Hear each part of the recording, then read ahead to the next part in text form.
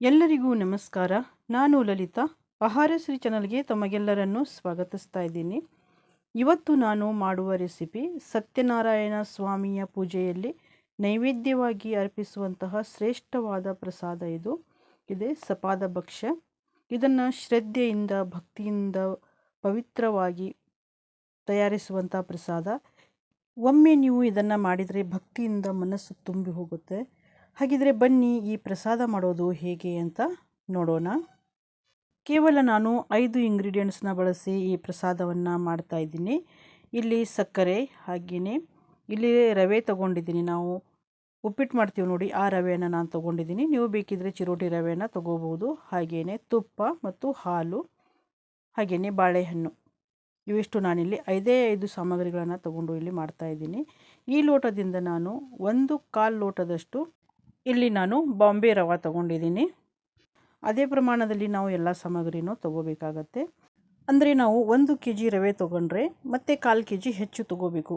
ಅದೇ ಪ್ರಮಾಣದಲ್ಲಿ ಎಲ್ಲ ಸಾಮಗ್ರಿನೂ ನಾವು ತೊಗೋಬೇಕಾಗತ್ತೆ. ಇಲ್ಲಿ ಯಾವ್ಯಾವ ಸಾಮಗ್ರಿ ಎಷ್ಟೆಷ್ಟು ತೊಗೊಂಡಿದ್ದೀನಿ ಅಂತ ಹೇಳಿ ಡಿಸ್ಕ್ರಿಪ್ಷನ್ನಲ್ಲಿ ನಾನು ಕೊಟ್ಟಿರ್ತೀನಿ, ಅಲ್ಲಿ ಹೋಗಿ ನೀವು ನೋಡಬಹುದು. ಇಲ್ಲಿ ಹಾಲು 3/4 ಕಪ್ಪಷ್ಟು ತೊಗೊಂಡಿದ್ದೀನಿ. ಹಾಗೆಯೇ ಸಕ್ಕರೆ ಕೂಡ 1/4 ಕಪ್ಪಷ್ಟು ಮತ್ತು ತುಪ್ಪ 1/4 ಕಪ್ಪಷ್ಟು ತೊಗೊಂಡಿದ್ದೀನಿ. ಈ ಪ್ರಸಾದವನ್ನು ಇಷ್ಟೇ ಸಾಮಗ್ರಿಯಿಂದ ನಾವು ಮಾಡ್ಕೋಬೇಕು ಅಂತ ಹೇಳ್ತಾರೆ. ಯಾಕೆ ಅಂದರೆ ನಾವು ಗೋಡಂಬಿ ದ್ರಾಕ್ಷಿ ಇದೆಲ್ಲ ನಾವು ಹಾಕಿ ಮಾಡಿದ್ವಿ ಅಂದರೆ ಅದು ಪ್ರಸಾದ ಆಗಲ್ಲ, ಅದು ಶಿರಾ ಆಗತ್ತೆ ಅಂತ ನಮ್ಮ ಮನೆಗೆ ಬರೋ ಭಟ್ರು ಹೇಳ್ತಾರೆ. ಹಾಗೆಯೇ ನಾನಿಲ್ಲಿ ಗೋಡಂಬಿ ದ್ರಾಕ್ಷಿ ಇದು ಯಾವುದೂ ಇಲ್ಲಿ ತೊಗೊಳ್ಳಿಲ್ಲ. ಈಗ ಗ್ಯಾಸ್ ಮೇಲೆ ಒಂದು ಪಾತ್ರೆ ಇಟ್ಕೊಂಡಿದ್ದೀನಿ. ಅದಕ್ಕೆ 1/4 ಲೋಟದಷ್ಟು ನಾನಿಲ್ಲಿ ತುಪ್ಪವನ್ನು ಹಾಕಿದ್ದೀನಿ. ನಾವು ರವೆ ಎಷ್ಟು ತೊಗೊಂಡಿರ್ತೀವಿ ನೋಡಿ, ಅಷ್ಟೇ ನಾವು ತುಪ್ಪನೂ ಕೂಡ ತೊಗೋಬೇಕಾಗತ್ತೆ. ನಿಮಗೆ ಅಷ್ಟು ತುಪ್ಪ ತೊಗೊಳ್ಳಿಕ್ಕೆ ಸಾಧ್ಯ ಆಗಲಿಲ್ಲ ಅಂದರೆ ನೀವು ಇದರಲ್ಲಿ ಸ್ವಲ್ಪ ಎಣ್ಣೆಯನ್ನು ಕೂಡ ಸೇರಿಸಬಹುದು. ಈ ಬಾಳೆಹಣ್ಣು ಸಿಪ್ಪೆ ತೆಗೆದು ಚಿಕ್ಕದಾಗಿ ನಾವು ಕಟ್ ಮಾಡ್ಕೋಬೇಕು. ಇವಾಗ ಇಲ್ಲಿ ನೋಡಿ ಕಟ್ ಮಾಡ್ಕೊಳ್ತಾ ಇದ್ದೀನಿ. ಚಿಕ್ಕ ಚಿಕ್ಕ ಪೀಸ್ ಮಾಡಿ ನಾವು ಮಾಡ್ಕೋಬೇಕು. ನಿಮಗೆ ಬೇಕಿದ್ರೆ ಇನ್ನೊಂದು ಬಾಳೆಹಣ್ಣು ಕೂಡ ಇಷ್ಟರಲ್ಲಿ ನೀವು ಹಾಕಬಹುದು. ಇವಾಗ ಇಲ್ಲಿ ತುಪ್ಪ ಬಿಸಿಯಾಗಿದೆ. ಬಿಸಿಯಾಗಿರೋ ತುಪ್ಪಕ್ಕೆ 1/4 ಲೋಟದಷ್ಟು ನಾವು ಇಲ್ಲಿ ರವೆಯನ್ನು ಹಾಕಿದ್ದೀವಿ. ಹಾಕಿ ಇದನ್ನು ನಾವು ಸಣ್ಣ ಉರಿಯಲ್ಲಿ ಚೆನ್ನಾಗಿ ನಾವು ಕಲರ್ ಚೇಂಜ್ ಆಗುವವರೆಗೂ ಇದನ್ನು ರವೆಯನ್ನು ಹುರಿಬೇಕು ತುಪ್ಪದಲ್ಲಿನೇ.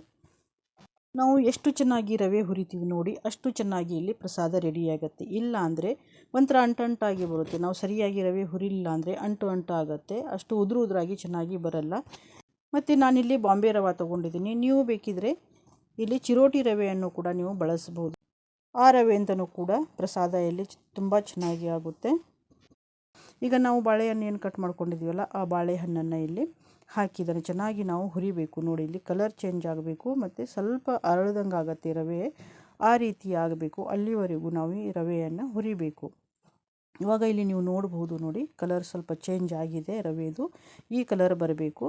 ಈ ಕಲರ್ ಬಂದ ನಂತರ ನಾನಿಲ್ಲಿ ಹಾಲು ಸೇರಿಸ್ತಾ ಇದ್ದೀನಿ. ಹಾಲು ಮತ್ತು ಸ್ವಲ್ಪ ನಾನು ನೀರು ಇದರಲ್ಲಿ ಮಿಕ್ಸ್ ಮಾಡಿದ್ದೀನಿ ನೀರು. ಈಗ ಸ್ವಲ್ಪ ನೇಣು ಹಾಕಿ ಹಾಲನ್ನು ಇದನ್ನು ಮಿಕ್ಸ್ ಮಾಡಬೇಕು. ಒಂದೆರಡು ಸಲ ನಾವು ಈ ರೀತಿಯಾಗಿ ಸ್ವಲ್ಪ ಹಾಲನ್ನು ಹಾಕಿ ಮಿಕ್ಸ್ ಮಾಡಬೇಕು. ಇಲ್ಲಿ ಸ್ವಲ್ಪ ಮಧ್ಯದಲ್ಲಿ ನಾನು ಗ್ಯಾಸ್ ಬಂದ್ ಮಾಡಿದ್ದೆ, ಅಂದರೆ ಗೆಸ್ಟ್ ಹೊರಗಡೆ ಬಂದಿದ್ದರು. ಹೀಗಾಗಿ ಸ್ವಲ್ಪ ಬಂದ್ ಮಾಡಬೇಕಾಯಿತು ನನಗೆ. ಸ್ವಲ್ಪ ಹಾಕಬೇಕಾದ್ರೆ ಇಲ್ಲಿ ಸ್ವಲ್ಪ ಗಂಟು ಆಗ್ತಾಯಿದೆ. ಇನ್ನು ನಾವು ಪ್ರಸಾದ ರೆಡಿ ಮಾಡಬೇಕಾದ್ರೆ ಅತಿಥಿಗಳು ಬಂದರೆ ಅತಿಥಿ ದೇವೋ ಭವ ಅಂತಾರಲ್ಲ, ಹಾಗೆ 2 ಜನ ಬಂದರು. ಅವರೆಲ್ಲ ಊಟ ಎಲ್ಲ ಮಾಡಿಕೊಂಡು ಹೋದರು. ಇವಾಗ ನೋಡಿ ಇಲ್ಲಿ ಈ ರೀತಿಯಾಗಿ ಹಾಲನ್ನು ಹಾಕಿ ನಾವು ಚೆನ್ನಾಗಿ ಮಿಕ್ಸ್ ಮಾಡ್ಕೋಬೇಕಾಗತ್ತೆ. ಚೆನ್ನಾಗಿ ಅದು ಹಾಲೆಲ್ಲ ಪೂರ್ತಿಯಾಗಿ ಹೋಗಬೇಕು. ನೋಡಿ ಈ ರೀತಿಯಾಗಿ ಉದುರಾಗಬೇಕು, ಈ ರೀತಿ ಆಗಬೇಕು. ಇಲ್ಲಿವರೆಗೂ ನಾವು ಇದನ್ನು ಮಿಕ್ಸ್ ಮಾಡ್ಕೋಬೇಕಾಗುತ್ತೆ. ಇಷ್ಟು ಆದ ನಂತರ ನಾವು ಇದರಲ್ಲಿ ಅಷ್ಟೇ ಪ್ರಮಾಣದಲ್ಲಿ ಇದರಲ್ಲಿ ಸಕ್ಕರೆಯನ್ನು ಸೇರಿಸಬೇಕು. ಇದರಲ್ಲಿ ಚೆನ್ನಾಗಿ ಸಕ್ಕರೆ ಕರಗಬೇಕು. ಕರಗಿದ ನಂತರ ಇದರ ಮೇಲೆ ಪ್ಲೇಟನ್ನು ಮುಚ್ಚಿ ಒಂದು 5 ನಿಮಿಷ ನಾವು ಬಿಡಬೇಕಾಗತ್ತೆ. 5 ನಿಮಿಷ ಬಿಟ್ಟು ನಂತರ ನಾವು ಇದನ್ನು ಓಪನ್ ಮಾಡಿ ನೋಡಿದಾಗ ಮೇಲ್ಗಡೆ ತುಪ್ಪ ಬರುತ್ತೆ. ಮೇಲ್ಗಡೆ ಎಲ್ಲ ತುಪ್ಪ ಕಾಣುತ್ತೆ ನಿಮಗೆ. ಆ ರೀತಿಯಾಗುವವರೆಗೂ ನಾವು ಇದನ್ನು ಮುಚ್ಚಿಡಬೇಕು. ಮಧ್ಯದಲ್ಲಿ ಸ್ವಲ್ಪ ಕೈ ಆಡಿಸ್ತಾರೆ. ಸಣ್ಣ ಉರಿಯಲ್ಲಿನೇ ಇಟ್ಟಿರಬೇಕು. ಉರಿಯನ್ನು ಯಾವುದೇ ಕಾರಣಕ್ಕೆ ಹೆಚ್ಚು ಮಾಡಬಾರ್ದು. ಇವಾಗ ನೋಡಿ ಇಲ್ಲಿ ಈ ರೀತಿಯಾಗಿ ತುಂಬ ಚೆನ್ನಾಗಿ ಆಗುತ್ತೆ ಈ ಪ್ರಸಾದ. ಇದರಲ್ಲಿ ಗೋಡಂಬಿ ದ್ರಾಕ್ಷಿ ಆಗಲಿ ಇದನ್ನು ಏನೂ ಹಾಕಬಾರ್ದು ಅಂತ ನಮ್ಮ ಮನೆಗೆ ಬರುವಂಥ ಭಟ್ರು ಹೇಳ್ತಾರೆ. ಹಾಗೆಯೇ ಮಾಡಬೇಕು. 5 ಇಂಗ್ರೀಡಿಯೆಂಟ್ಸ್ನ ಹಾಕಿ ನಾವು ಈ ಪ್ರಸಾದವನ್ನು ಮಾಡಬೇಕು. ಏಲಕ್ಕಿಯನ್ನು ಕೂಡ ಇದರಲ್ಲಿ ಹಾಕಬಾರ್ದು. ಅದು ನಾವು ಗೋಡಂಬಿ ದ್ರಾಕ್ಷಿ ಎಲ್ಲ ಹಾಕಿದ್ದೀವಿ ಅಂದರೆ ಅದು ಪ್ರಸಾದ ಆಗಲ್ಲ, ಅದು ಶಿರಾ ಆಗತ್ತೆ ಅಂತ ಅವ್ರು ಹೇಳ್ತಾರೆ. ಈಗ ನಾನಿಲ್ಲಿ ದೇವರ ನೈವೇದ್ಯಕ್ಕೆ ಸ್ವಲ್ಪ ಇಲ್ಲಿ ಬೌಲ್ನಲ್ಲಿ ಸ್ವಲ್ಪ ತೆಗೆದಿಟ್ಕೊಳ್ತಾ ಇದ್ದೀನಿ. ಇನ್ನು ಕೆಲವರು ಏನು ಮಾಡ್ತಾರೆ, ಈ ಪ್ರಸಾದ ಆದ ಕೂಡಲೇ ತುಳಸಿಯನ್ನು ಕೂಡ ಹಾಕ್ತಾರೆ. ಅದರಲ್ಲಿ ತುಳಸಿನೂ ಕೂಡ ಹಾಕಬಾರ್ದು ಅಂತ ಅವರು ಹೇಳ್ತಾರೆ. ನಾವು ತುಳಸಿಯಲ್ಲಿ ಹಾಕಿದ್ದೀವಿ ಅಂದರೆ ಅದು ನೈವೇದ್ಯ ಮಾಡಿದ ಅರ್ಥ. ನಾವು ಆನಂತರ ನಾವು ದೇವರಿಗೆ ತಗೊಂಡು ಹೋಗಿ ನೈವೇದ್ಯ ಮಾಡಲಿಕ್ಕೆ ಆಗಲ್ಲ ಅದು ಅಂತ ಹೇಳ್ತಾರೆ. ಹೀಗಾಗಿ ಇದರಲ್ಲಿ ನೀವು ತುಳಸಿಯನ್ನು ಕೂಡ ಸೇರಿಸ್ಲಿಕ್ಕೆ ಹೋಗಬೇಡಿ. ಇದರ ಮೇಲೆ ಪ್ಲೇಟನ್ನು ಮುಚ್ಚಿ ಒಂದು 5 ನಿಮಿಷ ಬಿಡಬೇಕು. 5 ನಿಮಿಷ ಬಿಟ್ಟ ನಂತರ ಮೇಲ್ಗಡೆ ನೋಡಿ ಇಲ್ಲಿ ತುಪ್ಪ ಎಲ್ಲ ಮೇಲ್ಗಡೆ ಬಂದಿರುತ್ತೆ. ಅಂದರೆ ಇಲ್ಲಿ ಸಪಾದ ಭಕ್ಷ್ಯ ರೆಡಿಯಾಗಿದೆ. ಒಂದು ಸಲ ಈ ರೀತಿಯಾಗಿ ಮಿಕ್ಸ್ ಮಾಡಿದರೆ ಆಯಿತು, ಪ್ರಸಾದ ಇಲ್ಲಿ ರೆಡಿ.